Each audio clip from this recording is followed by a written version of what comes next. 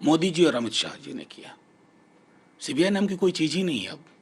मोदी जी और अमित शाह जी बड़ा परेशान है, परेशानी का समाधान ढूंढ रहे हैं। ऐसा है कि हमें नहीं पता था, नहीं हमें कोई आश्चर्य नहीं हुआ। अभी और भी कई लोगों के पास जाएंगे, क्योंकि इनके पास पॉलिटिकल लड़ाई का अब कोई क्लू नहीं है, कोई समझ नहीं है, कोई ब्लूप्रिंट नहीं है। काहे को सीबीआई को खामखा मैं बदनाम करूं? ये तो जो सर्वे सर्वा दो लोग हैं, उन्होंने सीबीआई को कहा अब हमारे पास कोई विकल्प नहीं है। ईडी को भी कहा, अब देखिएगा ना, बहुत सारी एक्टिविटीज बढ़ेगी बिहार में, झारखंड में, महाराष्ट्र में, अलग अलग राज्यों में, बस देखते रहिए।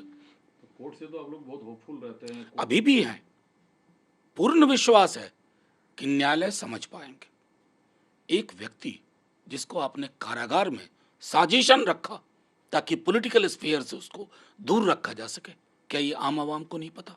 बच्चा बच्चा जानता है। खत्म हो गई साख।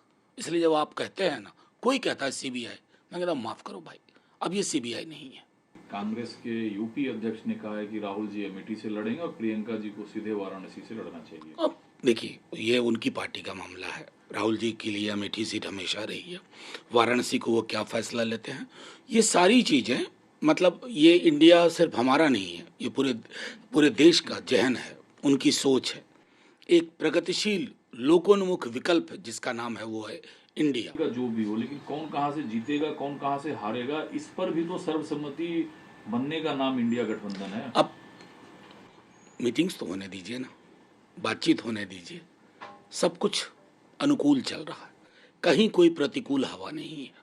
बस मुझे ये पता है कि मीडिया का एक बड़ा वर्ग सुबह उठ करके इसी ताक में रहता है कि कहीं कोई खबर मिले कि प्रधानमंत्री जी, अमित शाह जी, बीजेपी को खुश किया जा सके कि आज इंडिया गठबंधन में थोड़ी दरार दिखी।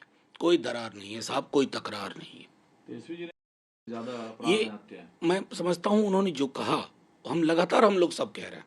उप मुख्यमंत्री जी ने कहा, मैंने सुबह भी आज कहा कि जब तक आप हमसे बाइट लेते हैं शाम तक कार्रवाई हो जाती है, लेकिन बाकी राज्यों को, मणिपुर तो 3.5 महीना से नहीं संभाल पा रहे हो साहब।